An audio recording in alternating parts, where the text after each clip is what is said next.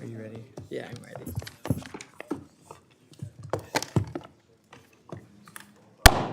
Good morning, everyone. The Subcommittee on Indian and Insular Affairs will come to order. Without objection, the Chair is authorized to declare recess of the Subcommittee at any time. The Subcommittee is meeting today to hear testimony on 3 bills that are before us. Under Committee Rule 4F, any oral opening statements at hearings are limited to the Chairman and to the ranking minority member. I therefore ask unanimous consent that all other members' opening statements be made part of the hearing record if they are submitted in accordance with Committee Rule 3.0. Without objection, so ordered. I ask unanimous consent that the gentleman from Oklahoma, Mr. Cole, the gentleman from New York, Mr. Langworthy, the gentleman from New Mexico, Ms. Stansbury, and the gentleman from New York, Mr. Kennedy, be allowed to sit and participate in today's hearing. Without objection, so ordered. I will now recognize myself for a brief opening statement. Good morning again, everyone. Thank you to our witnesses for being here today as we consider 3 important bills to Indian country. H.R. 2827, sponsored by Congressman Cole of Oklahoma, addresses longstanding treaty-based land claims involving property in Illinois and establishes a structured legal pathway to resolve those claims. For years, questions surrounding historic treaty language and land cessions have created uncertainty for both private landowners and the Miami Tribe of Oklahoma. H.R. 2827 establishes a clear, final, and time-limited process for those claims to be heard on the merits in federal court, ultimately ensuring that current Illinois landowners have clear title to their property. By balancing the opportunity for judicial review with protections for existing property rights, this bill seeks to bring long-standing and long overdue resolution for both the tribe and current landowners.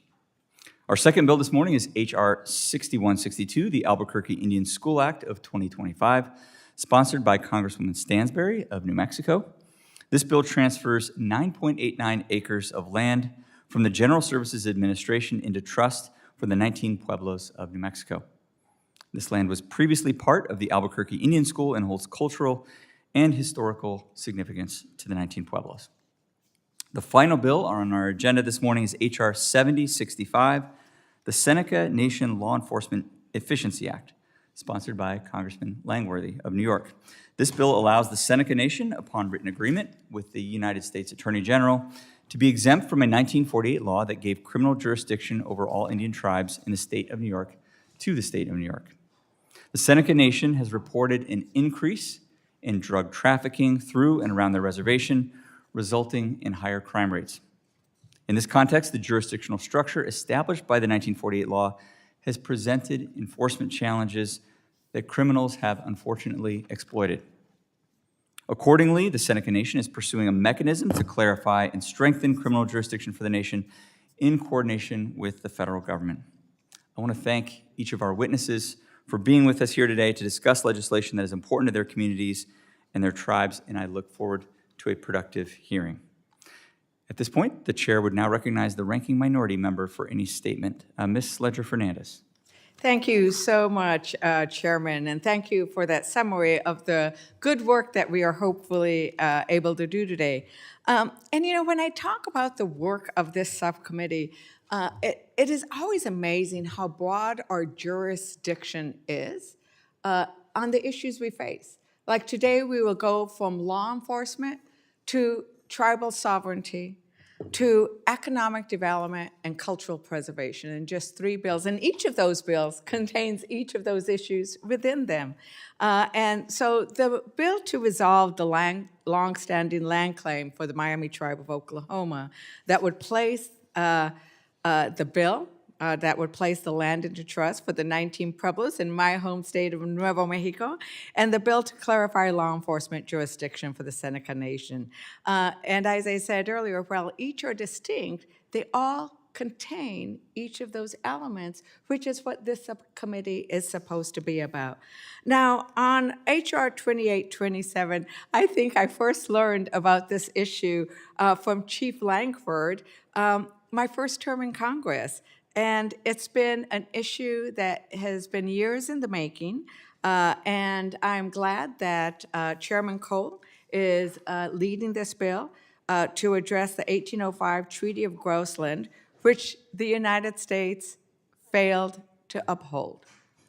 So then the tribe is, well, what do we do with this broken treaty? And what the Miami Tribe of Oklahoma has decided it wants to do is to seek justice and bring certainty to the private landowners by allowing the tribe to bring their claims before the United States Court of Federal Claims and then extinguishing their land claims in Oklahoma. Tribes have had to deal with decisions that too often were made for them or without them. But tribes know best what's in their best interest, and I appreciate the work that's been put into this legislation by Chairman Cole and the Miami Tribe of Oklahoma, because sovereignty must mean that you get to choose what you think is the best path forward, and that's what this bill essentially does. The Seneca Nation Law Enforcement Efficiency Act is straightforward. Let's clarify law enforcement jurisdiction on Seneca Nation lands. It is surprising to me, as somebody who came out of working on law enforcement issues, working on the jurisdictional things, that the Native American tribes in New York don't have basic law enforcement jurisdiction over their land. How can you expect a tribe to provide for the safety of their community and to ensure that the federal government does their job on law enforcement if they don't have that basic jurisdiction, which we all understand is one of the key aspects of sovereignty, the ability to keep the people in your community safe. And finally, H.R. 6162, the Albuquerque Indian School Act, introduced by my New Mexico hermana, Representative Stansbury, who's been an incredible champion for the Indian Pueblos of New Mexico. This would place an additional 9.89 acres of surplus federal land into trust for the benefit of the 19 Indian Pueblos. The land was once the site of the former Albuquerque Indian School. And as you can imagine, as a former Indian school, there are many sad stories that are part of that history. But what the Indian Pueblos of New Mexico has done is take that land and turn it into something vibrant, culturally strong. They even have a school there now, and they have economic development that benefits all of the 19 Pueblos of New Mexico. And I am very proud, because if you haven't been to the center, you should go. It's one of the best places in the city, was recently named #1 in the American Indigenous Tourism Association's top 10 experiences of 2026. And it has been, in many years, the second most visited site in New Mexico, which is a highly visited state because we have so many great things. I am proud to say that I was, and maybe it's a disclaimer, I was their attorney for many, many years and decades, and looking forward to listening to my good friend provide the testimony of why it is important that we make this land transfer. It's about economic development. It's about cultural preservation. It's about giving those 19 Pueblos some more tools to continue their good work in reclaiming the history of that land. And Mr. Chair, I think you should come out to Albuquerque to see that cultural center and all the wonderful places and work of the nations, tribes, and Pueblos in New Mexico. And with that, I yield back. The gentleman yields, and I would be happy to do that at some point. The chair would now recognize the ranking member of the full House Committee on Natural Resources, the gentleman from California, Mr. Huffman, for his opening statement. Mr. Huffman. Thank you, Mr. Chairman. I do have at the top here a request for unanimous consent. It is to enter into the record 2 letters. One is from the Ho-Chunk Nation of Wisconsin, another from a former Department of Justice attorney. These letters raise some concerns about H.R. 2827, and I enter them into the record as a courtesy to these folks who have written them, and hope that the letters can provide some additional context for the discussion here today and give Mr. Cole from Oklahoma and the Miami Tribe an opportunity to understand these concerns and perhaps work with those parties. Without objection. Thank you very much, Mr. Chair, and thanks to our witnesses for traveling to D.C. to be here with us today. We will examine 3 bills today addressing long-standing issues across Indian country related to land settlements, taking land into trust, and jurisdictional issues. These bills reflect different aspects of our federal government's trust and treaty obligations, as the ranking member mentioned. The first bill, H.R. 2827, would create a path towards resolving a longstanding land dispute in Illinois. In 1805, the U.S. signed a treaty with the Miami tribe of Oklahoma, as well as the Eel tribe and the Wea tribe. These treaties affirmed the lands south of the Great Lakes in the Wabash River watershed, that they had not been ceded without the consent of all three tribes. But the United States violated this treaty, as we have done in so many instances, by placing these lands into the public domain and transferring parcels without consent of all the tribes.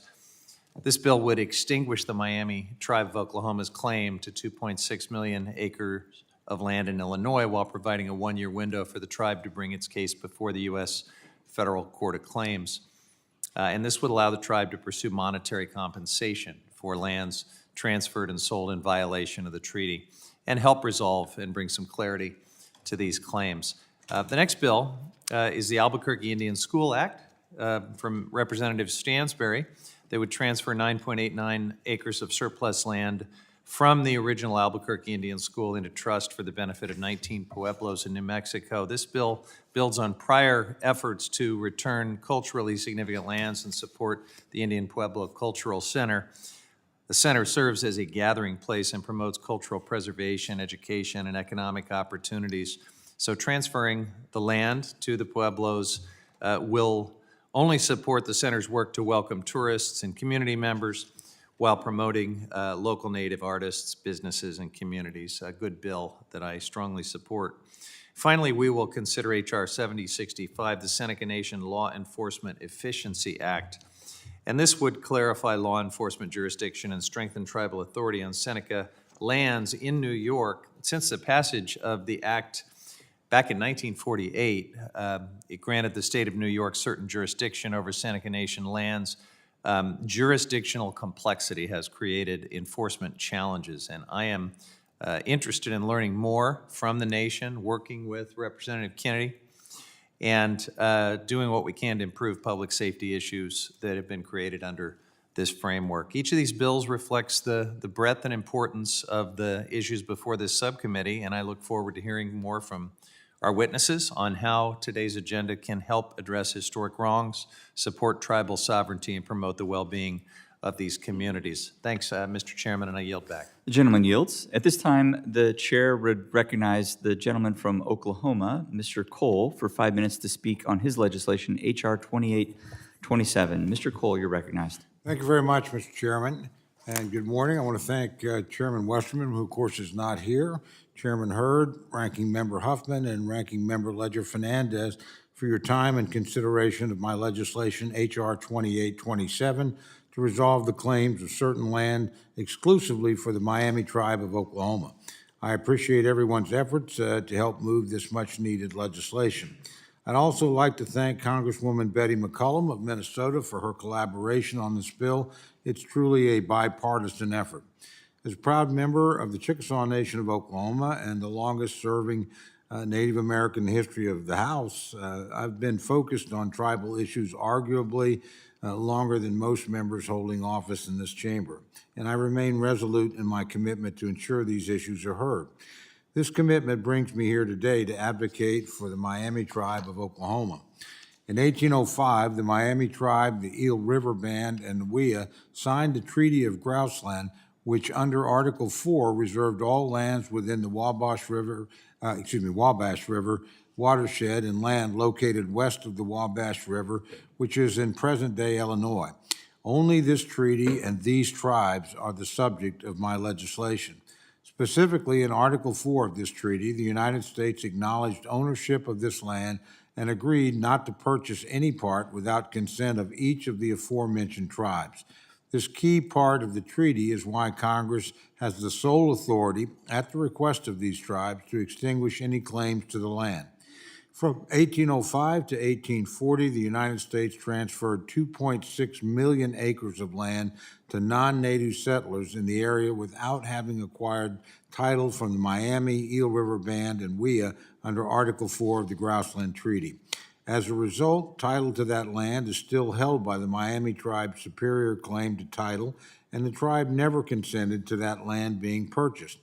This cloud on the title has caused difficulties for landowners and farmers in Illinois to conduct certain operation or sales of this land. Since the Indian Claims Commission's adjournment in 1978, pending dockets have been transferred to the United States Court of Federal Claims to handle cases on unresolved Indian land claims. However, Congress is the only entity that can authorize the Court of Federal Claims to hear, determine, and render judgment on a tribe's claim. My legislation does just that. H.R. 2827 authorizes the Miami tribe's authority to bring their claim forward and relinquishes all claims to the land. No monetary compensation is included. The legislation simply allows the tribe to have their day in court and cede their claim to the land in the way Congress always intended the process to be. This is a straightforward, bipartisan piece of legislation and does not set a new precedent for more tribes to bring their unresolved land claims forward. That precedent has already been set in previous pieces of legislation passed by Congress after the adjournment of the Indian Claims Commission. Thank you again for everyone's time and consideration for holding this important hearing today. I urge the support of H.R. 2827 and for its continued progression through the legislative process. With that, Mr. Chairman, thank you, and I yield back. The gentleman yields. At this time, the chair recognizes the gentlewoman from New Mexico, Ms. Stansbury, for 5 minutes to speak on her legislation, H.R. 6162. Ms. Stansbury.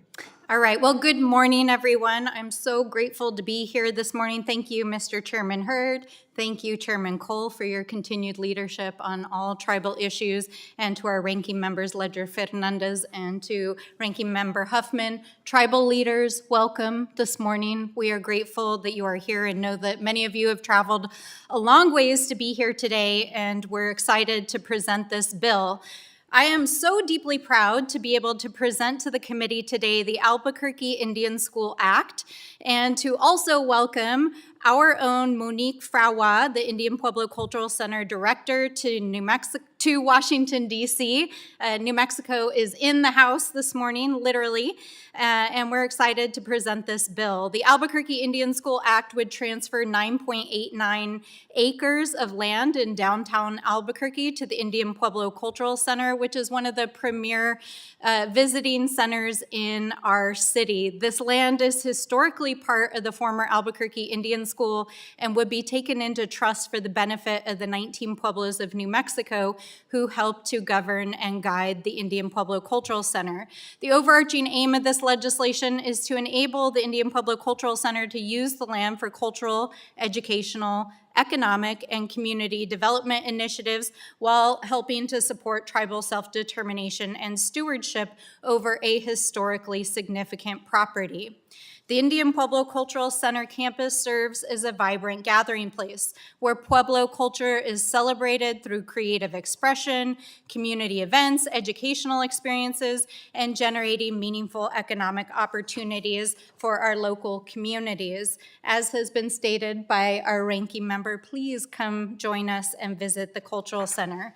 Since its opening in 1976, the IPCC has functioned as a living hub for Pueblo languages, art, dance, and storytelling, empowering our communities to represent their own histories and their own traditions and to share them with thousands of visitors from across the world every year. This center sits at the heart of nearly 80 acres owned collectively by the 19 Pueblos and governed by the 19 Pueblos district on the former site of a federal Indian school. This location carries deep historical significance. While the legacy of boarding schools nationwide is often marked by trauma and cultural loss, the IPCC has transformed this space into a place of renewal, reclaiming the land as a dynamic place that honors resilience, creativity, and the enduring strength and sovereignty of our Pueblo nations. This property is a meeting place also for the All Pueblo Council of Governors, which represents leadership from New Mexico and El Paso's 20 sovereign pueblos, which goes back to the 1500s, making it one of the longest running intergovernmental organizations in North America, which is also met as a unified body to protect the sovereignty and rights of our pueblos for generations. Today, this campus includes a museum, a gallery, an extensive collection of historic and important murals and art, a library, archives, education department, teaching kitchen, year-round cultural programming. It is home to a regional BIE and BIA office, tribally run businesses, and a native-run charter school, all reflecting and celebrating the traditions, resilience, and entrepreneurship of Pueblo people. This bill is a very straightforward land transfer, exactly the kind of measure that this committee regularly considers, but time is of the essence as the GSA is currently looking to transfer this property. And without prompt action to take it into trust in partnership with the Pueblos, we could lose this important historic property. This bill is supported by all the Pueblos, the City of Albuquerque, the Chamber of Commerce, our county commissioners, our state legislators, and our local economic development organizations. So I see no reason why we can't expedite getting this bill across the finish line with due haste. And so I want to welcome all of our leaders here today and say hi to everyone back home who is watching in Albuquerque and Jemez Pueblo. I know we got some folks back home watching, and I know they're proud to have the director here today. And to all of our Pueblo leaders, thank you for your leadership. And with that, I yield back. The gentleman yields. At this time, the chair recognizes the gentleman from New York, Mr. Langworthy, for 5 minutes to speak on his legislation, H.R. 7065. Mr. Langworthy. Thank you very much, Chairman Hurd and Ranking Member Ledger Fernandez, my friend from the Rules Committee, Ranking Member Huffman and Chairman Westerman. Thank you so much for having me here today at the subcommittee. My legislation, H.R. 7065, the Seneca Nation Law Enforcement Efficiency Act, it corrects a mistake Congress made in 1948. During that year, Congress granted New York State automatic criminal jurisdiction over the lands of the Seneca Nation, despite the federal government's treaty and trust responsibility to the Seneca people. In practice, that decision shifted primary enforcement authority to the state and sidelined the nation's ability to oversee criminal justice matters affecting its own citizens. It was a direct assault on the sovereignty of the nation. For decades, this arrangement has left no one fully accountable. When responsibility is split and authority is unclear, problems fall through the cracks and enforcement gaps emerge. And criminals know it. Drug traffickers do not care about jurisdictional lines. They care about weakness. The current system has allowed those gaps to persist, contributing to heroin and fentanyl trafficking on and around Seneca territory and harming families across Western New York and the Southern Tier. H.R. 7065 fixes that.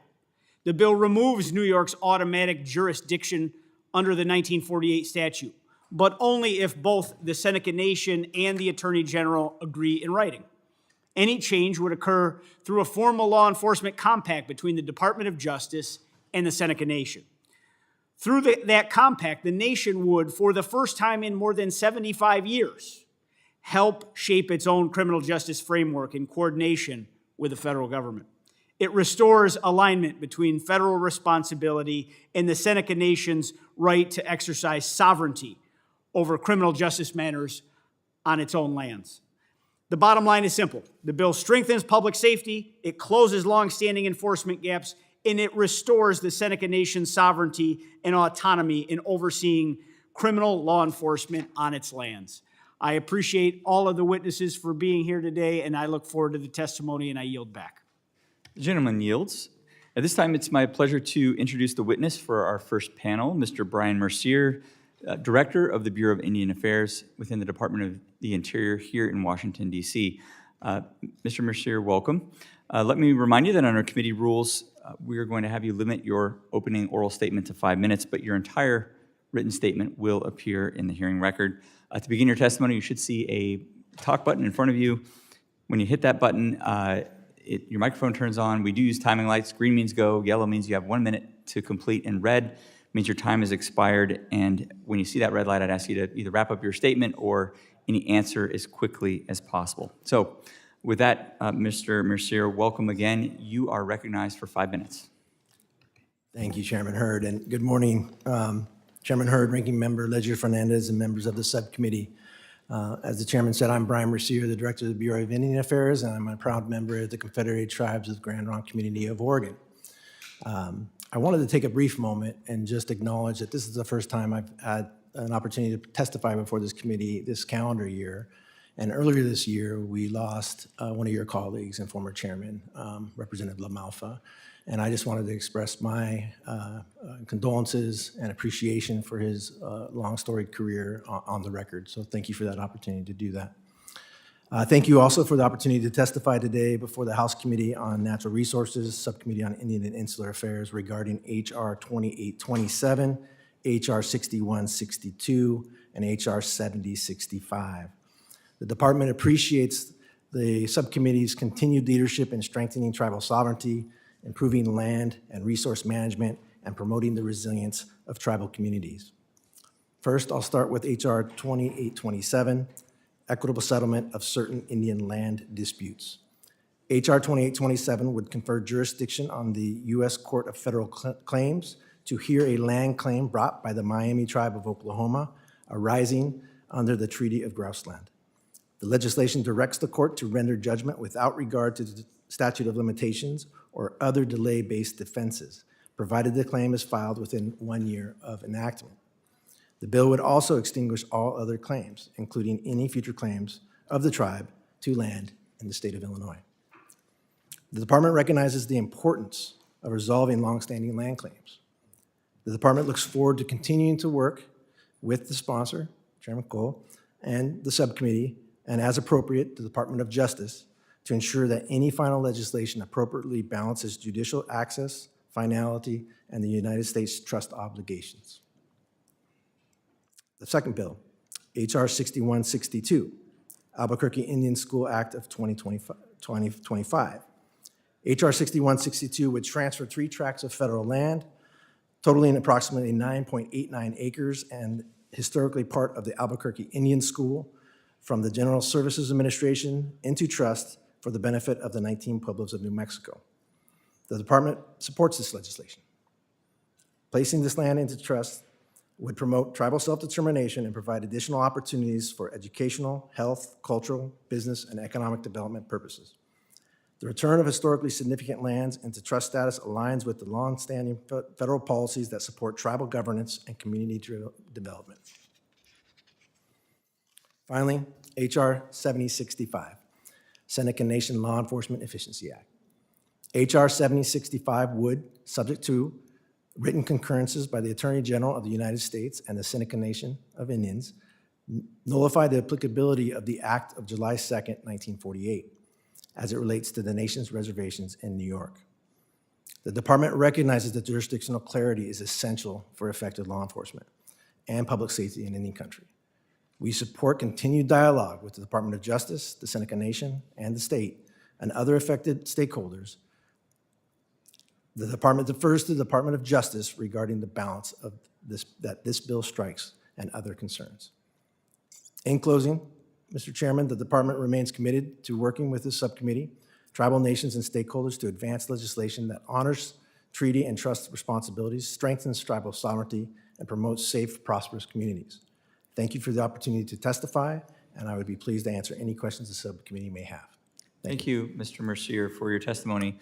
The chair will now recognize members for 5 minutes for questions, and we're going to begin by recognizing the vice chair of the subcommittee, the gentleman from American Samoa, Ms. Radewagen, for 5 minutes. Ms. Radewagen. Talofa lava. Thank you, Mr. Chairman.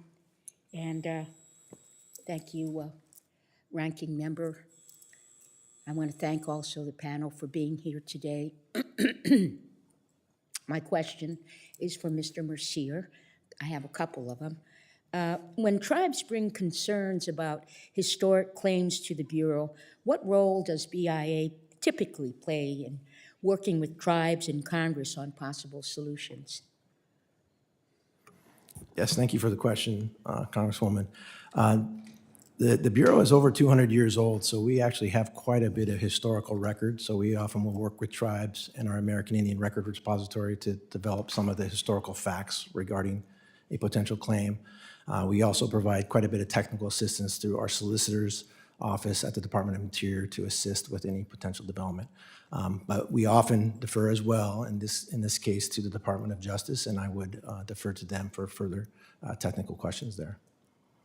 So, Mr. Mercier, if H.R. 7065 is enacted, how will the department work alongside the Seneca Nation to fulfill law enforcement needs on the nation's territory?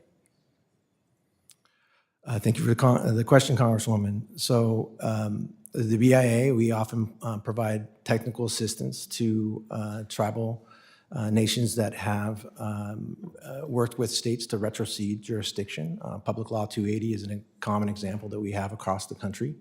And so I would imagine we would do something similar here were this law to pass.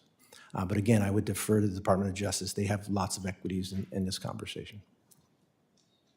Thank you, Mr. Chairman. I yield back the balance of my time. Gentleman yields. At this time, the chair recognizes the ranking member of the subcommittee, Ms. Ledger-Fernandez, for 5 minutes. Ms. Ledger-Fernandez. Thank you so very much, Director Mercier, for your testimony. And I didn't hear really any concerns about any of the major three bills in your testimony, which I think is good. But you know, the bill we have with regards to the Seneca Nation deals with tribal law enforcement. And I believe it is really important that we allow the Seneca Nation to exercise the jurisdiction it can as other tribes across the nation are able to, but also that the BIA provide its support on those areas where jurisdiction is limited to enforcement by the BIA, law enforcement, you know, with the FBI and others helping. You know, across Indian country, we know there aren't enough resources put into law enforcement. And are you familiar with the Bureau of Indian Affairs Office of Justice Services report from 2021 that set out what the BIA public safety funding levels were at? Are you aware of that report? Ranking Member Ledger-Fernandez, yes, I am. The Office of Justice Services reports to me, and I believe that's the part of the Tribal Law and Order Act annual report that you're referring to. Right, and it was funded at only 13% of need. 13% of need.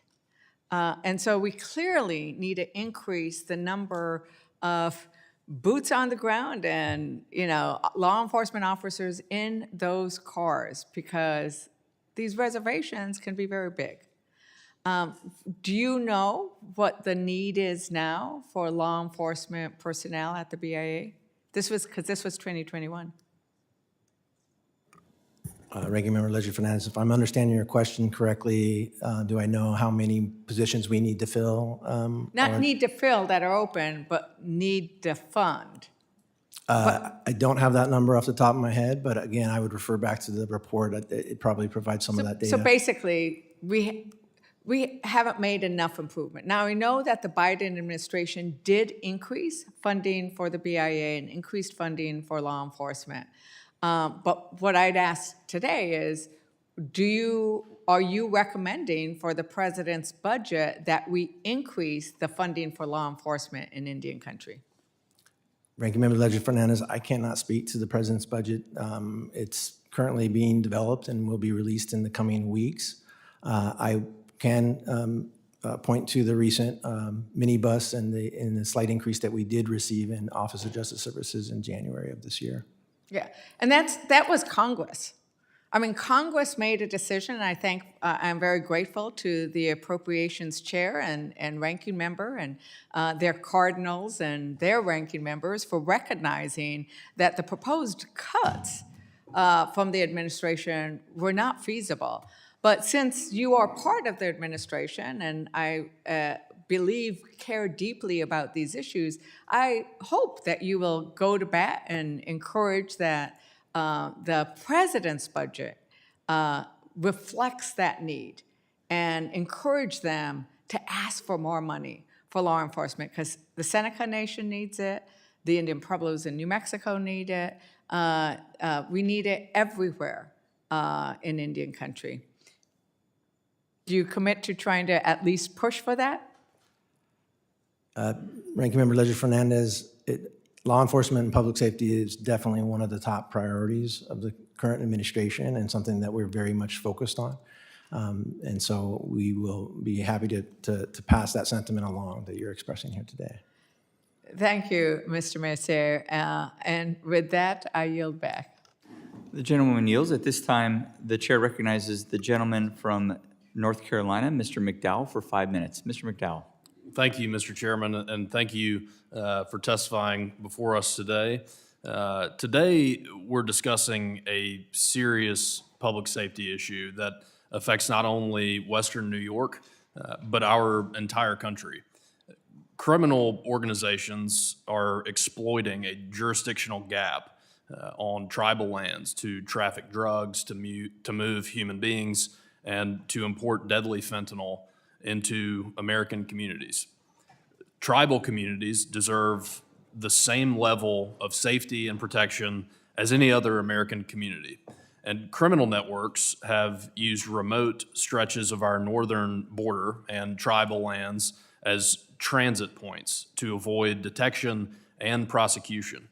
And we have to equip law enforcement with the personnel, the training, and the federal partnerships that they need to stop traffickers in their tracks. That means that we need better coordination with Customs and Border Protection, the DEA, and federal prosecutors.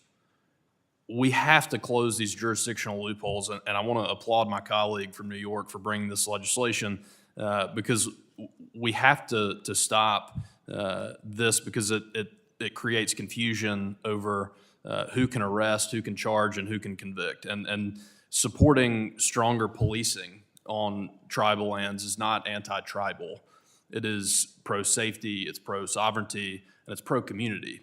And when we allow tribal authorities to ensure seamless cooperation with state and federal partners, we not only protect Native families first and foremost, but we also protect the broader region from becoming a pipeline for fentanyl and human trafficking as well. And so the American people expect secure borders.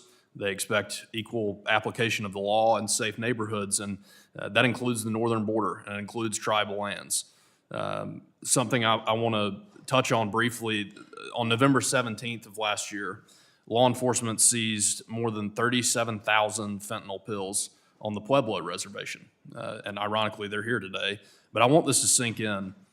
That's roughly 8 pounds of fentanyl, or 3.6 kilograms, which is enough to kill everyone in the Pueblo tribe 18 times.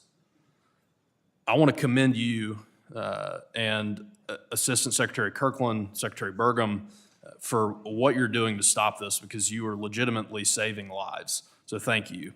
But the question I want to try to answer today is, why does this matter to the people of North Carolina's 6th District? Because we're talking about a tribe in New York, and it's reasonable for my constituents to wonder, why does this matter to us? And so, Mr. Mercier, I hope that you will help me to answer that question with the remaining time that I have. We have heard that drug traffickers specifically target areas where jurisdiction is fuzzy or overlapping.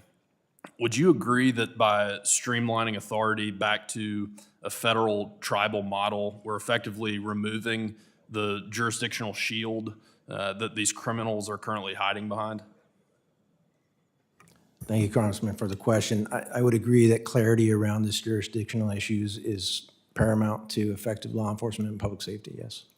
So we know that fentanyl is now a leading cause of overdose deaths in many parts of the country. From your perspective, how is fentanyl specifically impacting families within and around the Seneca Nation of Indians, and what does that tell us about the urgency of strengthening interdiction efforts along the northern border? Yeah, thank you, Congressman. I can't speak to the specifics of the Seneca Nation. I've only been in this job for about 18 months, but I was, prior to that, about 7 years in the Portland area office. And we had similar situations and witnessed that as well. And what we found is that working collaboratively with the state, having MOUs, having clarity around those jurisdictions was an effective tool. We've also stood up a division of drug enforcement that is working closely with the Department of Justice, U.S. Marshals, FBI, et cetera, to combat these criminal elements on reservations. Does the passage of this law help us to stop drug traffickers from bringing fentanyl and other deadly drugs into our country? Congressman, honestly, I can't speak to whether that will be the case. I think it's better, that question would be better deferred to the Department of Justice and some of the equities that they have with the bill. Gotcha. Thank you very much, Mr. Chairman. I yield back. The gentleman yields. At this time, the chair recognizes the gentleman from New Mexico, Ms. Stansbury, for 5 minutes. Ms. Stansbury. All right. Thank you so much. And thank you, Director, for being here today. I know we haven't had much of an opportunity to interact, but I greatly appreciate anyone who steps up for this role. Being the director of BIA is not an easy job as you are trying to balance the needs, demands, and requirements of so many sovereign nations. And so I appreciate anyone who steps into that role. And also, you and I have something in common. I see from your bio that you also did a Udall Foundation internship, and so go Udall Foundation. So great to have you here today. I just want to say thank you to you and to the department and to Interior for supporting this bill. I think our opening statement made clear what an important property the Pueblo Cultural Center is. But one of the aspects of it that I did want to emphasize today is I know that Department of Interior is looking at potential restructuring of various bureaus and departments. And so I really have two asks. One is our tribal leaders in New Mexico have made very clear that they would like direct government-to-government consultation on any kind of restructuring that is not, sending low-level, and I don't mean that in a negative way, but staff who don't have decision-making authority to a big group meeting. They are asking for direct nation-to-nation consultation from high-level decision makers, and there is a feeling that that has not been adequately done in potential restructuring proposals, whether it's BIA or BIE. And then the second is that, as you're probably well aware, I know you're a former regional director from the Northwest region, also not an easy job. This property is home both to BIA and BIE's regional office, as well as OST. They are a great tenant of this property, and it's one of the few regional offices that's tribally owned and controlled, where they get to be the landlord of BIA, which I think is a great historical turn of events. And so I would ask for your commitment to try to help us continue that use of that property, because I think it's a good arrangement, and I know that for the BIA staff, it's a really nice facility for them to have. So I know you are bound as an administration official to answer as you need to, but can I have your commitment today that you will help support those efforts? Yeah, thank you for the question, Representative Stansbury. I commit to bring it back to our leadership at the department and to follow up with you. Wonderful. And I'll just mention, I have a number of tribal bills that I'm running in cooperation with our tribal nations. Many of them do not pertain to Department of Interior, and so I won't ask you in depth. But certainly, I just want to put on your radar that we have several tribal housing bills that we're running through HUD that are really important, and I hope the administration can support them. Many of our tribes are now in a situation where, because of the income requirements for individual members, it's difficult to access HUD funding to build tribal housing. And so we've been working with tribes across the country to create a new category at HUD for middle income tribes to be able to build housing. So I know you can't speak for another agency, but I did want to put that on your radar today and ask for the administration's support. We also have a bill through Indian Health Service to help build the pipeline for health providers to serve at IHS. I know the IHS director is going to be in New Mexico next week at Santa Ana Pueblo, and I don't know if you've had the opportunity to visit Albuquerque and visit our communities, but we would love to invite you. please know you're always welcome. I can't speak for our tribes, but I'm sure that we could find some folks that would love to host you. And so please come to New Mexico.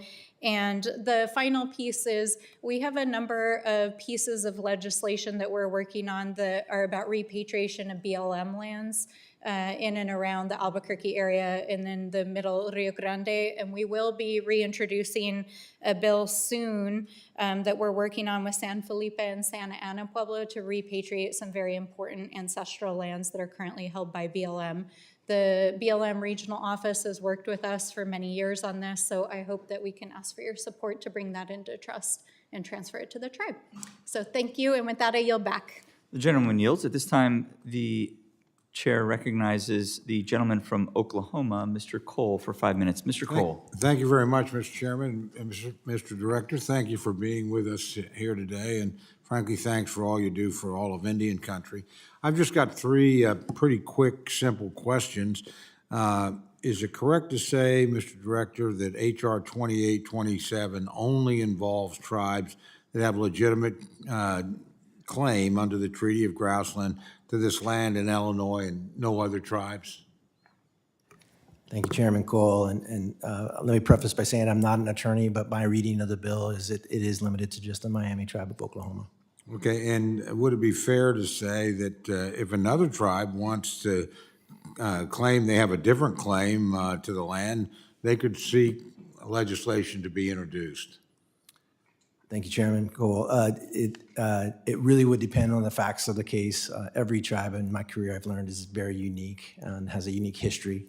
So it's difficult for me to opine on that, but I will say Congress does have exclusive plenary authority over Indian lands and such claims. That sort of leads me to the next one, which I think be helpful to get your view on.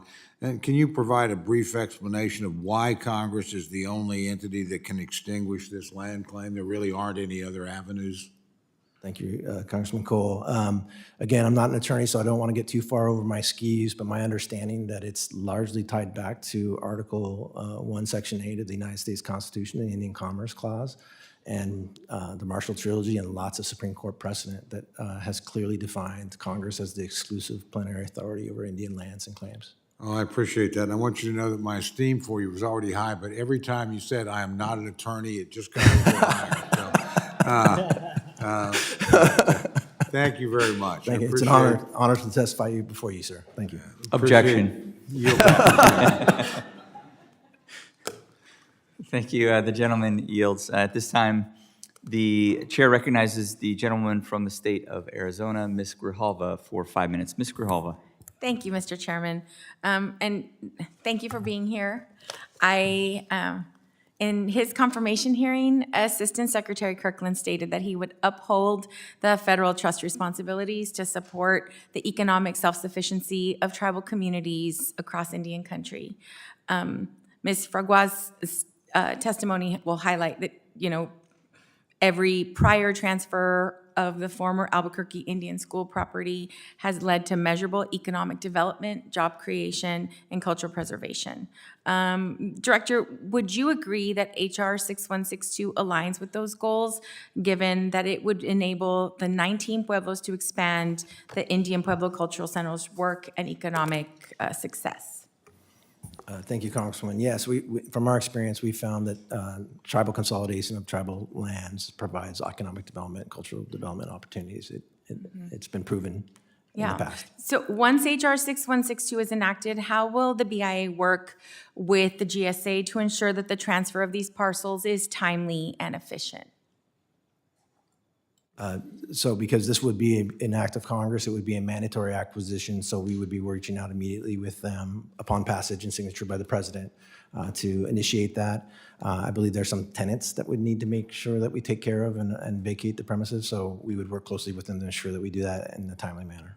And what would that look like as far as timely manner? Well, it's up to GSA, and I don't want to speak up to them about the current tenants, how they would handle that. So it's difficult for me to speak on behalf of GSA. But once the lands have been vacated and we've completed all the various requirements we have for an acquisition, which includes a site assessment, a title review, et cetera, we would then take the land into trust. Any estimate on number of months? Years? Again, it really depends. I don't want to give you a number because I Yeah. just don't have all the facts, and it depends on GSA. Yeah, as being newer to this committee, I just always want to have an idea of the timeline that we're looking at. All right, thank you so much. I yield back. Gentleman yields. At this time, the chair recognizes himself for 5 minutes. Mr. Mercier, I have a question about Mr. Langworthy's bill, H.R. 7065, with respect to the Seneca Nation. What is BIA's current role in law enforcement activities on Seneca Nation territory? Thank you, Mr. Chairman, for the question. I believe because of the Section 232, similar to Public Law 280, we have a fairly limited role.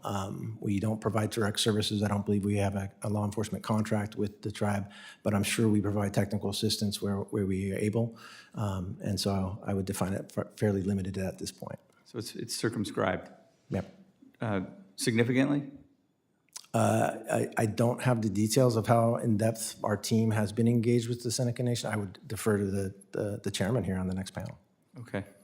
And how has the BIA worked with the Seneca Nation and local law enforcement in addressing that drug trafficking-related crime, or is it limited, as you testified just a moment ago? Well, there we do have a dedicated unit, our Division of Drug Enforcement, that does help across Indian country. So I don't have the specifics with me of what we may have done with the Seneca Nation in the past, but I would be happy to follow up with some of those efforts to better define that. Okay. But as you sit here right now, there's nothing that's coming to mind specifically with respect to the Seneca Nation? It does not, no. Okay. Your testimony notes that the Department of Interior defers to the DOJ on certain aspects of this bill. From Interior's perspective, what factors should Congress be thinking about or considering in evaluating whether removing New York's concurrent jurisdiction strengthens law enforcement coordination? Yeah, Chairman, it's a great question. And what I can do is just speak from my experience in the Northwest, where we did have a number of tribes work closely with the state of Washington or state of Oregon to actually retrocede that jurisdiction. And it's very important to have that alignment with the state because there's often MOUs that are entered in there for cost deputization to ensure that if a criminal element is passing one border into another, that there's not any disruption there.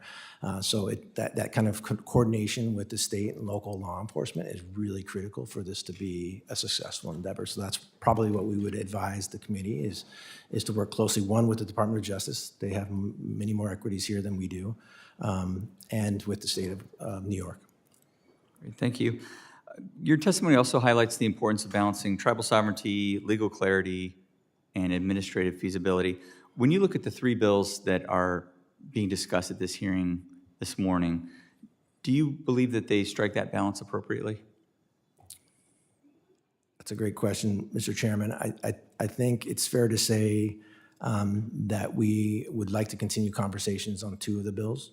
I think our support for the second bill is evident in my testimony, but we would like to continue conversations on the other two. On 2827 and 7065? Correct. Okay, great. Look forward to that continued discussion. With that, I will yield the rest of my time back. And Mr. Mercier, I want to thank you for your valuable testimony and my colleagues for their questions. The members of the committee, Mr. Mercier, may have some additional questions for you, and we would ask that you respond to those in writing. And at this time, I would ask the clerk to please reset the table for our second panel.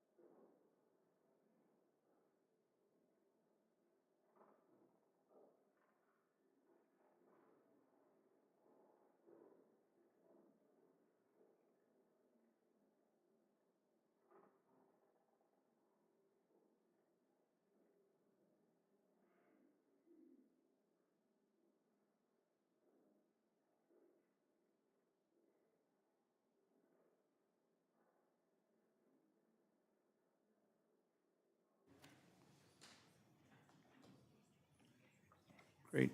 Are our witnesses ready for our second panel? Terrific. Will Welcome to each of you. We are going to begin with introductions of the witnesses on our second panel.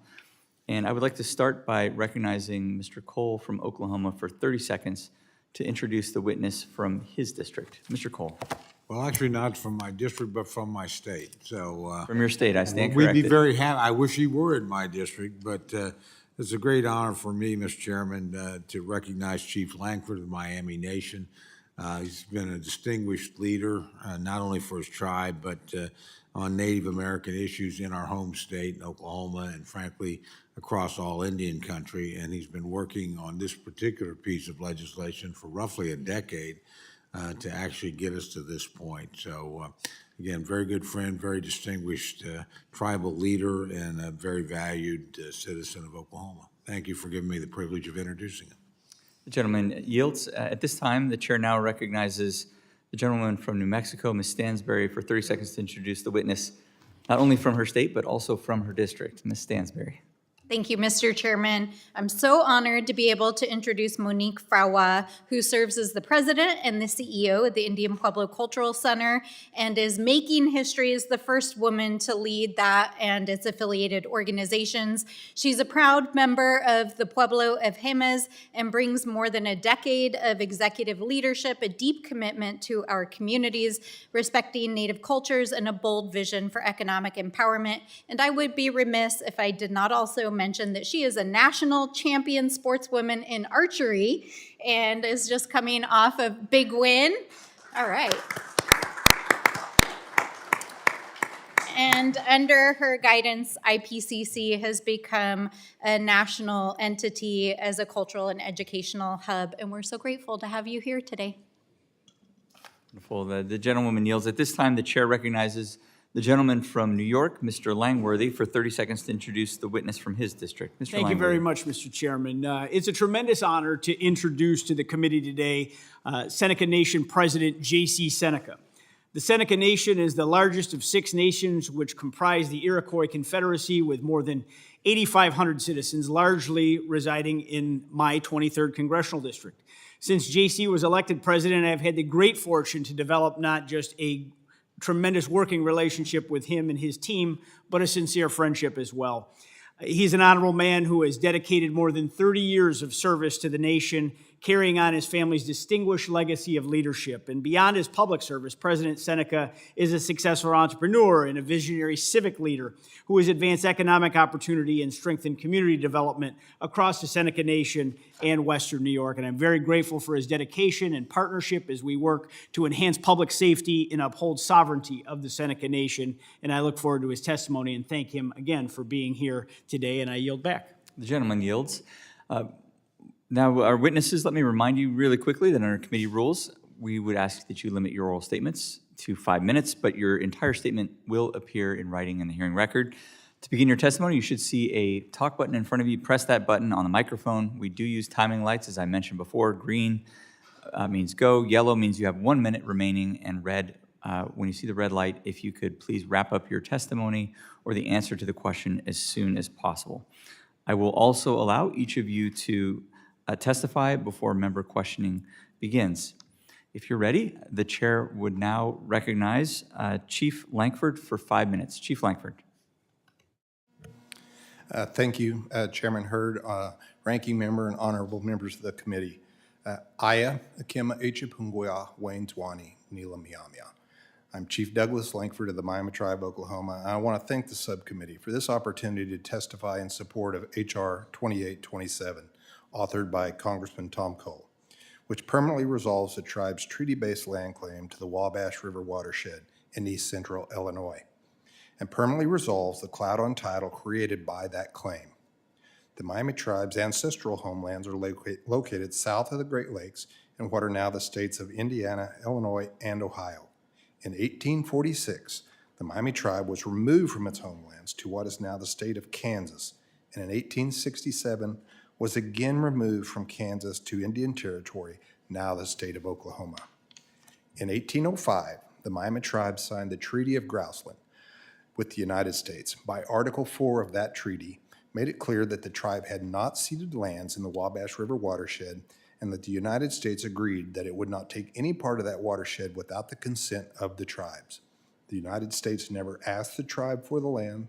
The tribe never allowed the United States to take it, and the United States never paid the tribe for that land. Yet over time, the United States placed the land in the public domain and transferred it to the settlers. This bill accomplishes two things. First, it grants the United States Court of Federal Claims jurisdiction to decide whether the United States took lands that were protected by the 1805 Treaty of Grouseland without paying the tribe for them. And second, it extinguishes the tribe's claim to those lands, which forever eliminates the clout on title for the current landowners. H.R. 2827 is not a land claim settlement bill or an appropriation bill. Also, this bill does not decide merits of the tribe's claim or any defenses, and does not declare winners except for the landowners in East Central Illinois. To be clear, H.R. 2827 would extinguish the tribe's land claim, resolving the clout on title, and grant the tribe 1 year to bring its case before the United States Court of Federal Claims. So the CBO score is 0, and this ensures that it is not a near mark. Over the years, this legislation has been heard twice by this committee and voted once to the House floor. We continue to work with this committee, Senate staff, leadership, to improve the bill language, and so H.R. 2827 reflects slight updates and improvements from the versions previously voted to the floor. On December 15th, 2025, H.R. 2827 Senate Companion Bill S-550 was passed by unanimous consent. S-550 was authored by Senator Mullen, who introduced the first iteration of the House Bill H.R. 183 in 2017, when he represented the tribe in the House. Senator Mullins was joined by co-authors Senator Durbin and Duckworth of Illinois.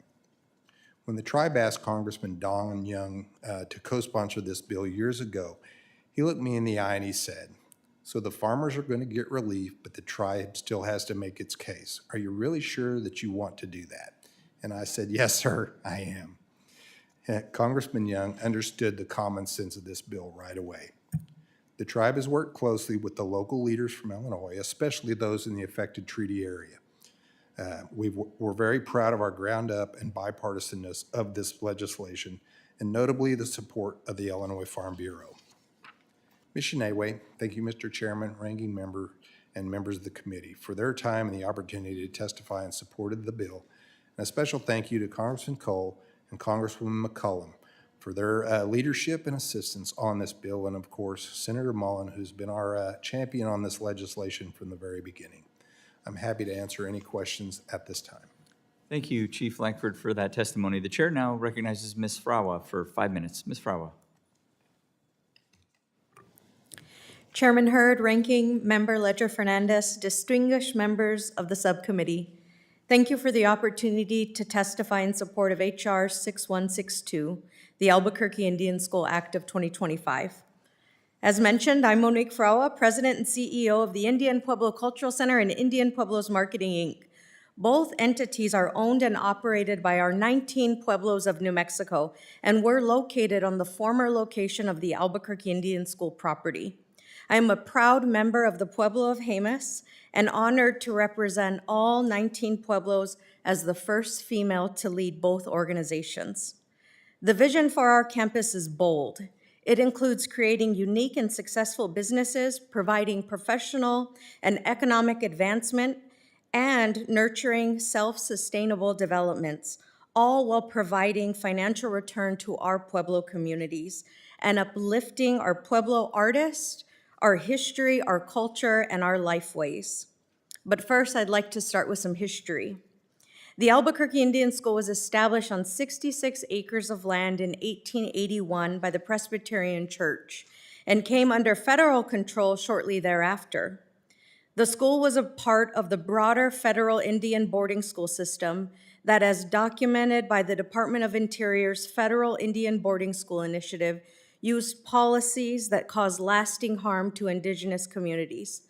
The school closed in 1981, and its legacy is one that our 19 pueblos have worked to transform from a symbol of forced assimilation into a vibrant center of cultural preservation and economic development.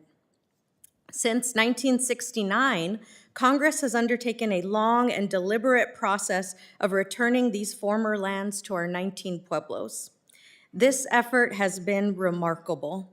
It's been bipartisan, spanning multiple decades and involving members of both parties, including former Senator Pete Domenici, former Senator Jeff Bingaman, former Senator Tom Udall, Senator Martin Heinrich, Senator Ben Ray Lujan, and former Representative Manuel Lujan Jr., former Representative Michelle Lujan Grisham, and now Representative Melanie Stansbury. This transfer of property is the latest chapter in a well-established, successful legislative framework. Congress has previously transferred portions of the former Albuquerque Indian School into trust for our 19 pueblos, and each transfer has resulted in measurable economic development, job creation, and cultural preservation. With each of these transfers, Public Law 95-232, the first 11 acres were conveyed and used to build what is now the Indian Pueblo Cultural Center. The 1993 trust acquisition moved 44 acres of the former Albuquerque Indian School property into trust, and it was partnered with the city of Albuquerque, and now these are where the two large office buildings sit that are owned by the 19 pueblos. With Public Law 110-435, the Albuquerque Indian School Act, Congress directed the Secretary of Interior to convey an additional 8.5 acres into trust. These parcels and the structure that was built on it in 1931 is the last remaining building of the Albuquerque Indian School, and today it serves as the Native American Community Academy. So we still have education on our campus in our own words and our own voices for our Pueblo people. This law will now complete the vision. With the companion bill S-3219 introduced by Senator Heinrich, it directs the transfer of these lands into the custody, and we will continue to work and grow our economic development. Our campus today started with less than $1 million in annual revenue, and today generates over $60 million each year, with profits and taxes returned back to our 19 Pueblo communities. 45% of our workforce is tribal, and tribal members are in top management roles. And so we're excited today to be here. It's a returning to the land to our 19 pueblos represents progress. Where our children were once taken from their families, today we've built a campus that celebrates and uplifts Pueblo culture, educates our Native youth in culturally grounded environment, and generates economic opportunities rooted in our Indigenous values. Thank you. Thank you, Ms. Farawa, for that testimony. The chair now recognizes President Seneca for 5 minutes. President Seneca. Neoiscano, greetings to my fellow Senecas out there watching online. Good morning, Chairman Hurd, Ranking Member Ledger Fernandez, and members of the subcommittee. My name is J. Conrad Seneca, and I serve as president of the Seneca Nation of Indians. I am Wolf Clan from the Cattaraugus Territory and a veteran of the United States Air Force. I am pleased today to present testimony before the subcommittee on H.R. 7065, the Seneca Nation Law Enforcement Efficiency Act. The Seneca Nation is a historic member of the Haudenosaunee Confederacy, which entered into treaty relationship with the United States in 1794. Under our treaty, our nations agreed to live in peace and that you would respect the free use and enjoyment of our lands. I am here today to address the violation of our treaty that occurred in 1948 when Congress gave the state of New York criminal jurisdiction over the Seneca people on our lands under a law called Section 232. I make this testimony as our nation is facing a grave threat from drug trafficking that is affecting the lives of our 8,600 people. The drug problem we now face has been decades in the making, However, it has been made worse by congressional interference with our sovereign jurisdiction. After World War II, the U.S. launched its Indian termination policy to eliminate Native nations through forced assimilation. Congress undermined our jurisdiction, starting with grants of criminal authority to Iowa and Kansas in 1940. This led to Public Law 280 in 1953 that allowed states to have the power to jail Indians for crimes occurring on their own land. Despite opposition from the Seneca Nation, Congress enacted Section 232, effectively furthering its Indian termination agenda. The termination policy eventually proved to be a failure and was rejected once and for all by President Nixon in 1970. Congress now supports Indian self-determination that has greatly benefited the Seneca people. In 1968, Congress amended Public Law 280 to ensure that states could not assume criminal jurisdiction over Native people on tribal lands without consent. It also allowed a procedure for states to give back criminal jurisdiction to the federal and tribal governments. Unfortunately, Congress ignored the Seneca Nation when it made these fixes. H.R. 7065, introduced by Mr. Langworthy and Mr. Kennedy, would nullify the state's ability to jail the Seneca people for crimes occurring on our territories. This legislation comes at a time of great threat to the Seneca people, arising from the drug trafficking in our region in Western New York. The problem has grown worse in recent years, resulting in numerous drug overdoses and deaths. We have seen this crisis expand into sex trafficking of Seneca women and community violence, including murder.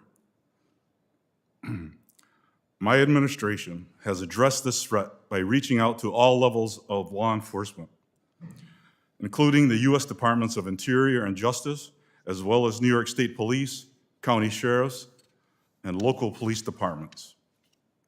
In July, we hosted a law enforcement summit that brought together all agencies to develop action strategies to combat this epidemic. Our work has revealed grim realities. Jamestown, New York, a small city in our area, serves as the state's second most active city for drug trafficking, next to the Bronx. This indiscriminate drug crisis affects both Native and non-Native people and has no simple solution. We have realized that this problem is made worse by Section 232 because it changed the jurisdiction to address criminal activity in our own territories. For nearly 80 years, the federal government has ignored its responsibility to protect the Seneca people and has wrongly abandoned its role to the state. The United States is our treaty partner, not the state of New York. The violation of our treaty relationship by Section 232 has interfered with the development of our nation's ability to protect our people. Our Seneca Nation marshals do not exercise criminal law enforcement powers. We are forced to rely on the state system, which is inconsistent at best and negligent at worst. When enacted, this bill will not immediately resolve the threat to our nation. However, it will restore our right to self-determination. It will reaffirm our treaty relationship with the federal government. It will mandate mutual consent to nullify Section 232, thus requiring an agreement to ensure proper continuous criminal oversight within our lands. In closing, Congress must enact H.R. 7065 to nullify the grant of criminal jurisdiction to New York State under Section 232, thus restoring our jurisdiction, respecting the Seneca Nation's sovereignty, and our treaty with the United States since 1794. Yahweh. Thank you, President Seneca, for that testimony. The chair will now recognize members for 5 minutes of questions, and I will begin by recognizing the gentleman from Oklahoma, Mr. Cole, for 5 minutes. Mr. Cole. Thank you very much, Mr. Chairman. It shouldn't take that long. This is a pretty straightforward piece of legislation. Chief Langford, as I mentioned, probably met with you, I don't know how many times over 10 years about this issue. It shouldn't be this hard for somebody trying to do the right thing. But you probably know more about it than anybody else. You certainly know the historical and legal background better than anyone else. Can you explain to the committee the treaties associated with this legislation and the tribes that are directly involved? Thank you for that question, Congressman. Yes. So there's 3 tribes involved in the Treaty of Grouseland that's named there in Article 4, and that'd be the Miami tribe, the Wiyah tribe, and the Eel River tribe. The Wiyahs and the Miamis have basically been merged for 150 years. Eel River became Miamis. The Wiyah tribe, they signed away their treaty rights years ago, and now they have confederated and became a member of one of our local tribes, the Peoria tribe. So that's really the Miami tribe is the only tribe left standing with a right to this claim. Okay, and can you provide an explanation, and you touched on this in your testimony, actually, of the landowners in Illinois and the problems that they're experiencing because of the cloud on their titles, and then also discuss the support you've received from them for your legislation? Yeah, thank you again. That's a really great question because, no one wants to have cloud on their title, and it causes problems at the bank. It causes problems when selling, when buying. Those are just huge problems for those landowners. When we started working on a bill, that was our first grassroots effort, was to go to the landowners, go to the local legislators, and especially the Farm Bureau to make sure they were happy with this bill. Because if they weren't happy, this bill was going nowhere. So it had to begin with them. So, we wanted to make sure they had a bill that solved their problem, a bill that took care of the tribe. And there's a third winner here is the United States. They get to settle a 200-year-old land claim. So, this bill is a win for all. Well, I think that's one of the merits, and I'd like to comment on this briefly, but what you really do is put the responsibility, or assume your lawsuit will do, back where it belongs, on the United States government, which violated the treaty, violated its trust responsibilities. And so if there's any adverse consequences here or penalties to be paid, it ought to be paid by the United States government. It should not fall on innocent landowners that acquired property many decades, after this transgression appears. Is that a fair statement? That would just give you the opportunity to make your case in court? That's a very fair statement. Thank you. Yes. In thinking about this, when this began, we were getting ready to turn around and try to do to the landowners what was done to us so long ago. No one wants to have their land taken. This is a by far better way to solve this. And so, we look forward to passing this law and being able for all of us to have relief. Yeah, I would just add, Mr. Chairman, for the record, this is pretty common in Oklahoma. A lot of our tribes have land disputes with the federal government. The great majority are like the Miamis. They've been forcibly removed from ancestral homelands. They have claims there. They frankly quite often have claims within the state itself. It's a pretty messy process opening up tribal land for non-tribal settlement. But we found we can take these things rather than involving current property owners.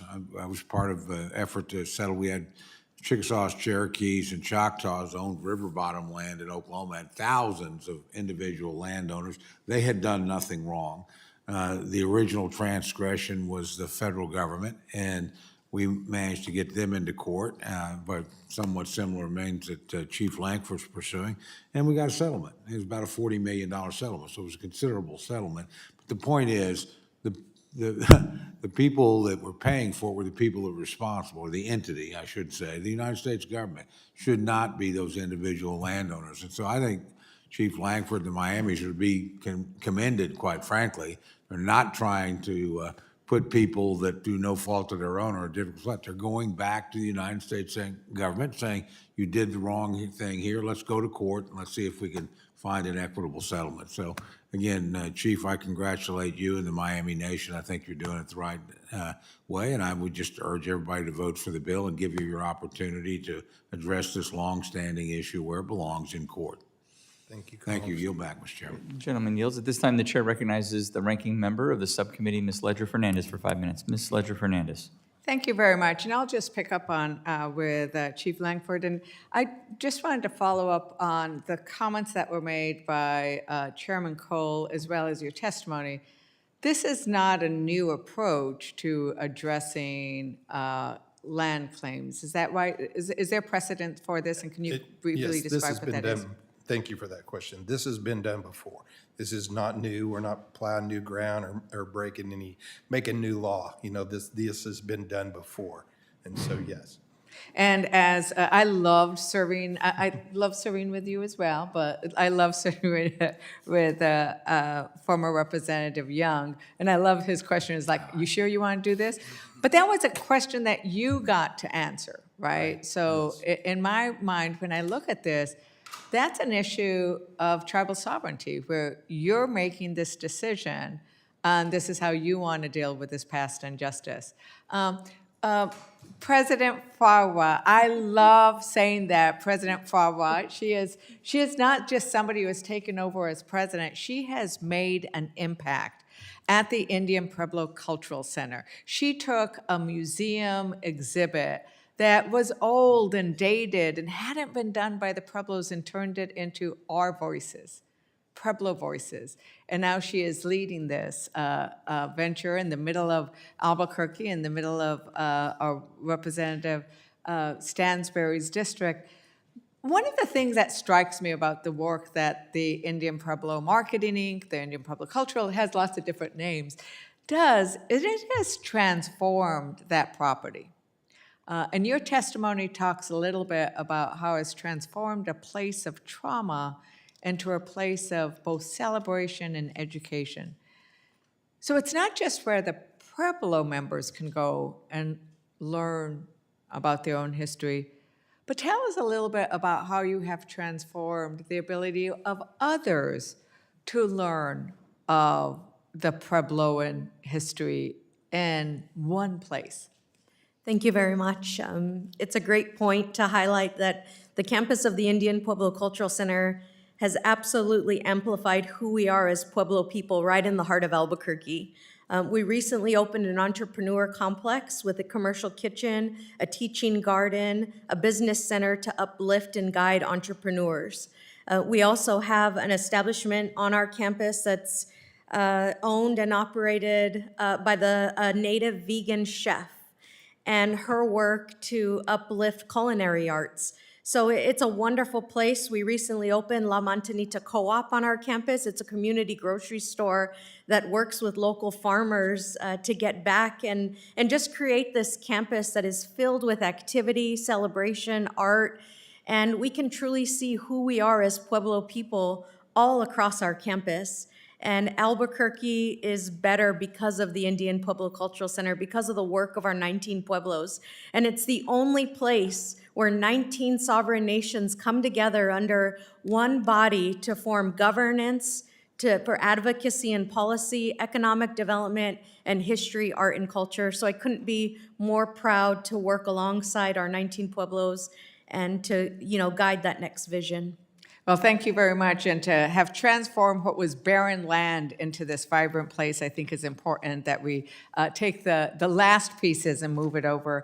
I want to thank you very much, President Seneca. I want to thank you on our 250th year anniversary of our own Constitution for the contributions that your people, and I'm not going to say it correctly, Haudenosaunee, have made to that.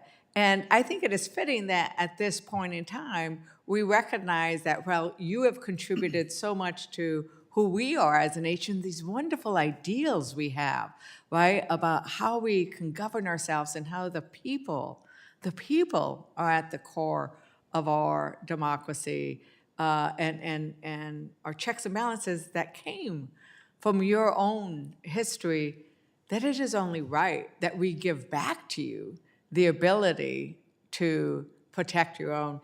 Can you describe how you see this issue as preserving your ability to exercise your own tribal sovereignty?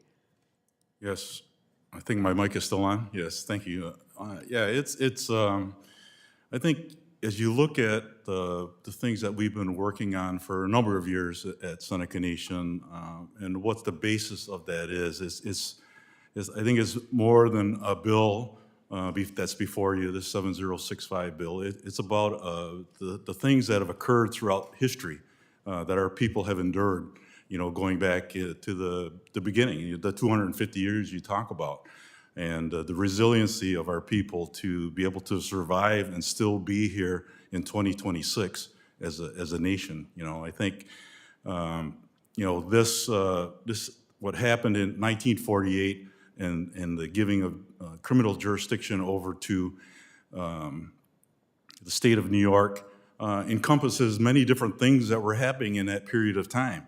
You go back to the 1830 Indian Removal Act, when Native people were being removed from their lands and pushed out west. You talk about the boarding schools that were part of that. We had a boarding school, Thomas Indian School on our territory. They existed for over 75 years. And, to strip us of our identity, our culture, our heritage, our customs, our language, all of those different things. So thank you so very much. The chair is going to call time on this because we have lots of questions, but thank you once again for pointing out that we are now in a different era, and so we must right the wrongs of our past. Exactly. Thank you very much Thank to you. each of our witnesses. I yield back. The gentleman yields. I'm going to pick up where you and the ranking member were talking about President Seneca.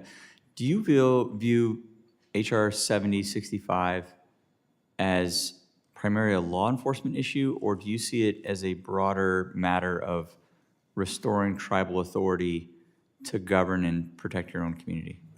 Yeah, I agree that with you on that, Chairman. I think it's a restoring of sovereignty. It's restoring our authority to be able to take care of our people the way they want to be taken care of, the way we need to work on it. Because only Seneca people know what they need to do to be able to protect themselves, to protect our territory, and protect our community. We are very restricted on our ability to do that at the moment. I know there were questions to the gentleman, Mr. Mercier, about what the Bureau is doing, what Interior is doing. We've been engaging with the administration from day one when we were able to come to Washington and start meeting with Interior. And they've been very helpful in regards to directing the opportunities that are afforded to Native nations across this country to be able to be involved with that. But there are certain things that we have to build a foundation at our territories to be able to access and to receive funding in regards to those types of benefits. And so, it is. It's a bigger picture, but zeroing in on law enforcement and safety of our people is paramount, and we need to really be able to grab a hold of that and move forward in regards to what Seneca Nation sees best for itself. Right. So, President Seneca, you mentioned in your testimony a federal, state, local law enforcement summit that happened in July of 2025, I believe. Could you describe what happened in the conversations that the Seneca Nation had with local, state, and federal law enforcement? And since that, what discussions have you had since that summit? Yeah, and it came from those meetings that we had. We had early on when Scott Davis was filling as Assistant Secretary and waiting for Mr. Kirkland to be confirmed. We met with him. We invited him to our territory. Said, let's see what we can do, and let's bring people together to be able to address these many issues that we face. And so we invited Interior. They came. We had Department of Justice there, the U.S. Attorney's Office, the New York State Police, Troop A.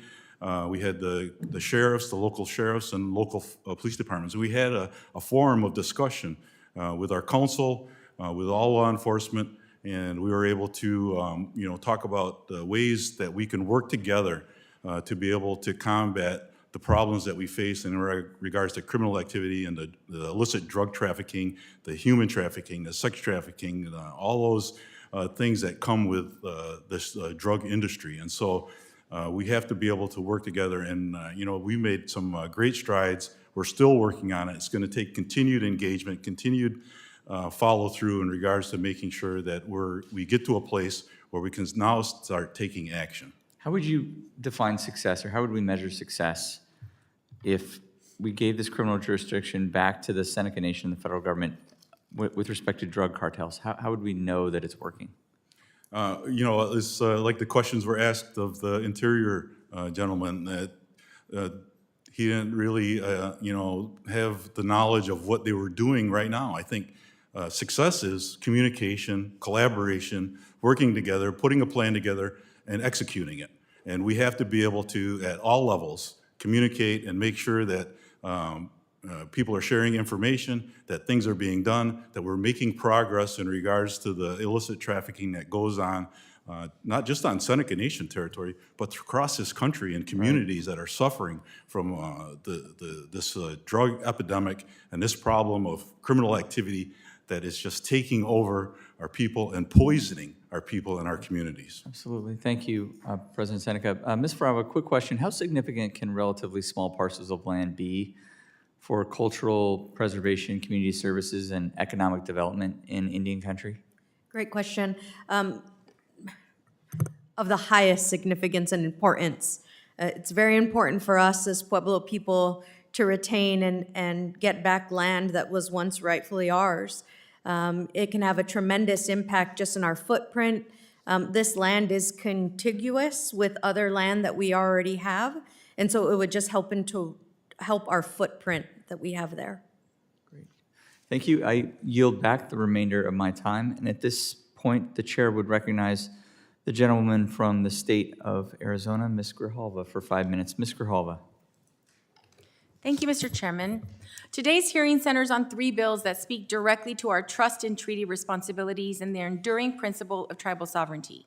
While each addresses a distinct historical injustice or jurisdictional challenge, they raise the fundamental question: will the United States honor its commitments to tribal nations? These bills reflect an ongoing work of reconciling past federal actions with present-day responsibilities. They represent a continuation of deliberate federal policy choice to support tribal self-determination, strengthen community-led development, resolve land disputes fairly, restore lands into trust, and clarify jurisdiction in ways that reinforce tribal governance. Jurisdictional clarity affects whether communities receive consistent law enforcement services, whether sovereignty is respected in practice and not just in principle, or whether public safety and systems function as they should. At their core, these measures recognize that tribal nations are best positioned to govern their own lands, consistent with federal law and the United States trust responsibility. Together, these bills reflect bipartisan efforts to meet our obligations and ensure our actions align with our communities to tribal nations, our commitments to tribal nations, and their right to self-governance. I previously served, this would be a question to Ms. Fragua. I previously served on the Tucson Unified School District Governing Board and now sit on the Education and Workforce Committee in addition to this subcommittee. I'm also particularly interested in the educational component of the center's work. Can you share more on how the center works to provide culturally grounded education for Native youth? Thank you very much. We have an Indigenous wisdom curriculum.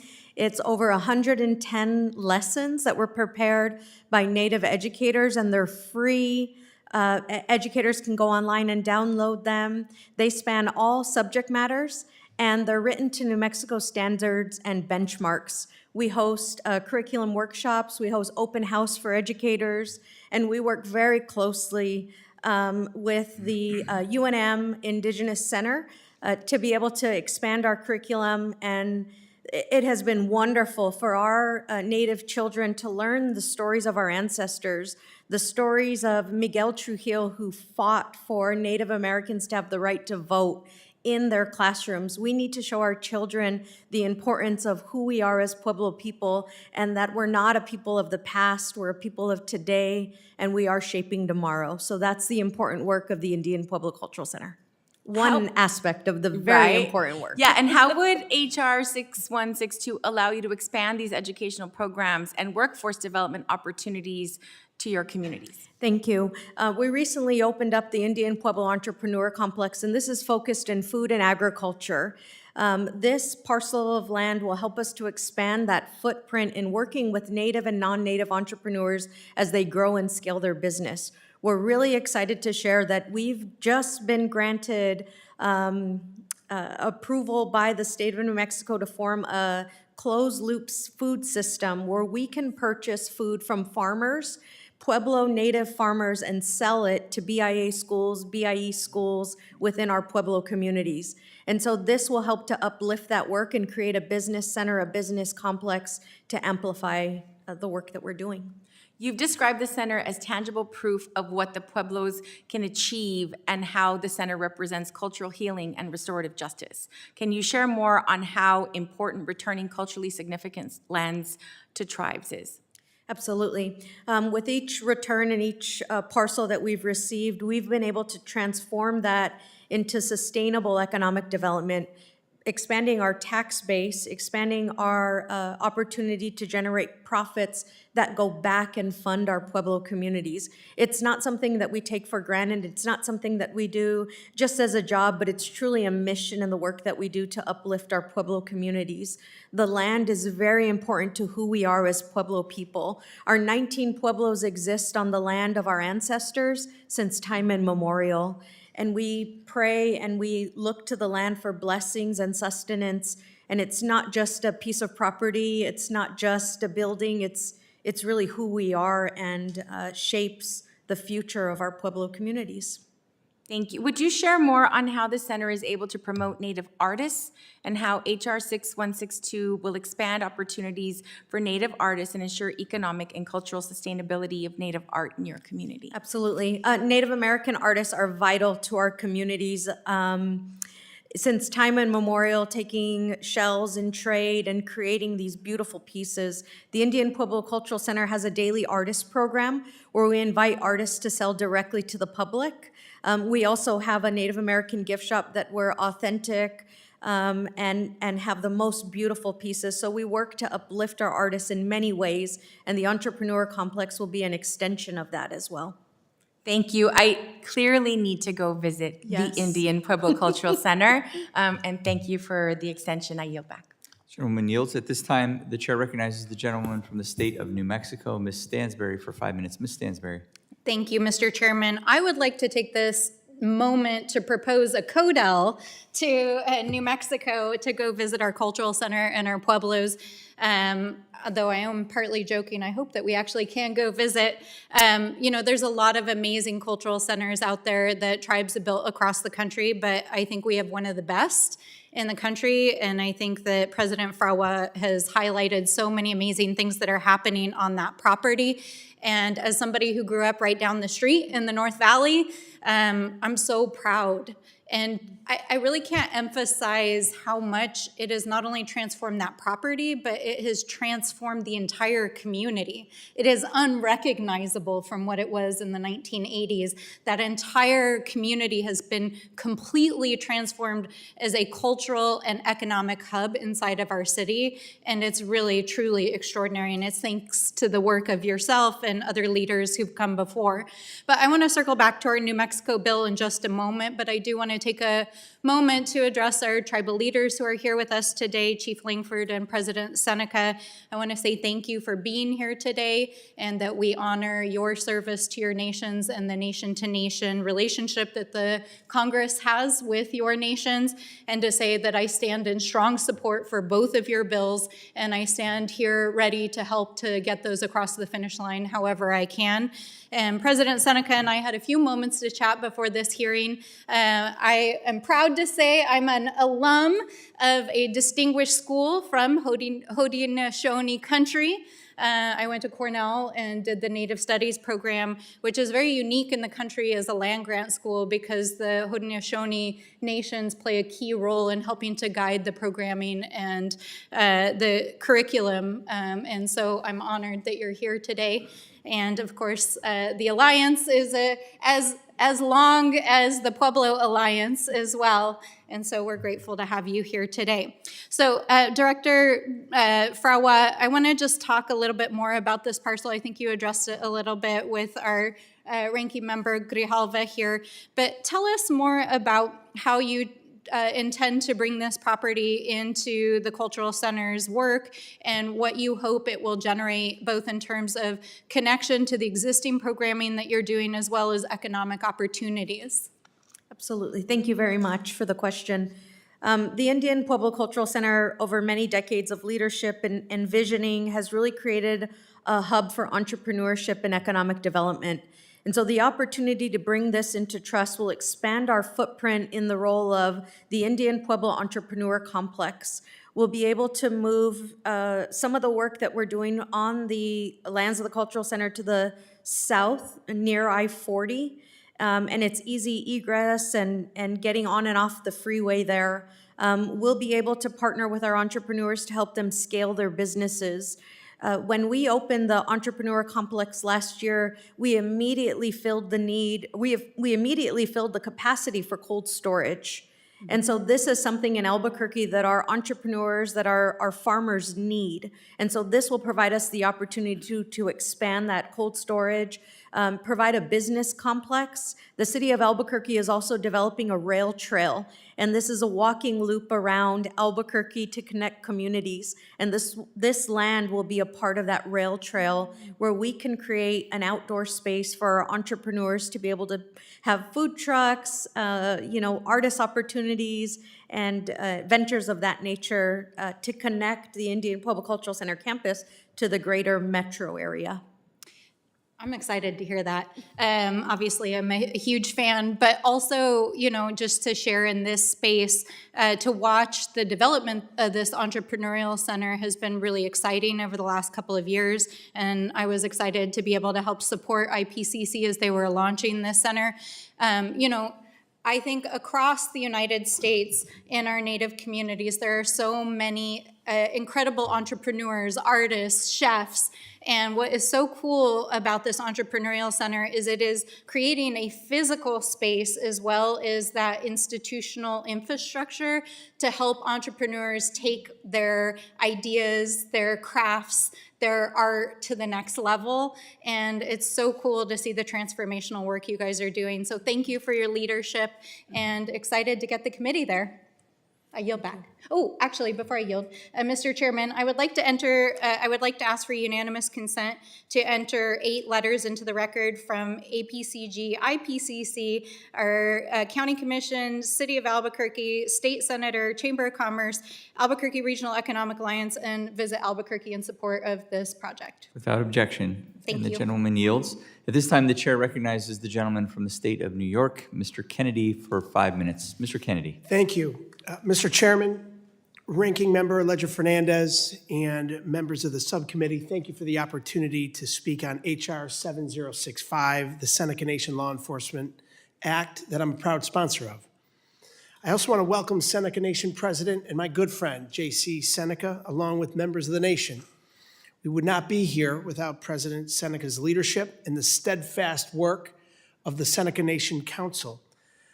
I'd like to recognize and thank President Seneca for his military service as well, having served 4 years in the United States Air Force.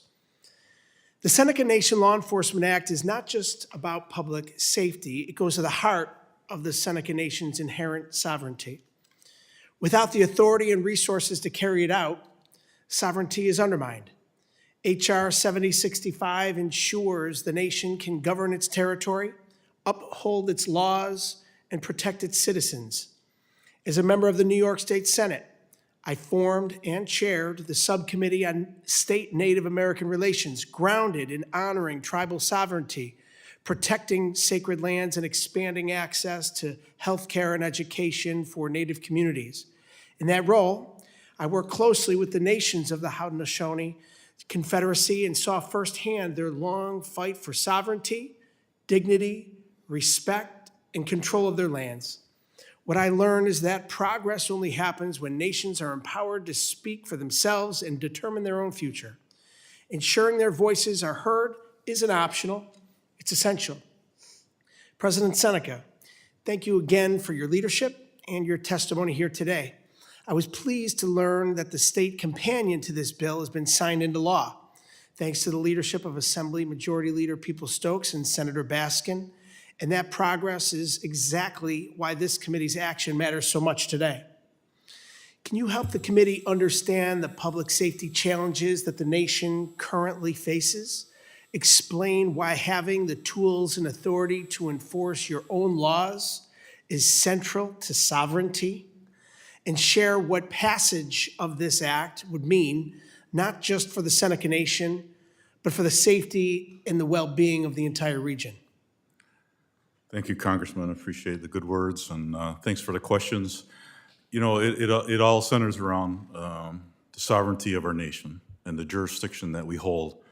When I started engagement with outside law enforcement, with the state of New York, with the United States on this initiative that brings us here today, things were happening on our territory that we had no control over, that we could not get anything done. We couldn't get help in regards to outside law enforcement trying to take care of this drug epidemic, the influx of illegal drugs on our territory, the manipulation and what's happened to our Seneca women. And, you know, it was so frustrating. And, you know, we have to be able to be in control of it. And, you know, I communicated with everybody. I said, you know, we're looking for help.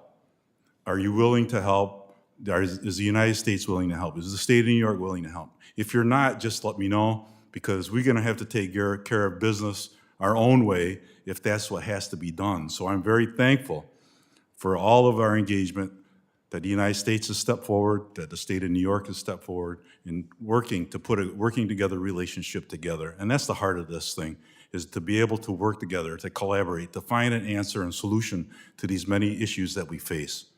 Whether it's drug trafficking or other ones, we need to be able to do that. And I think, you know, that's where we are. Thank you very much. Thank you for your leadership, and to the other folks here testifying today, thank you very much as well. I yield back.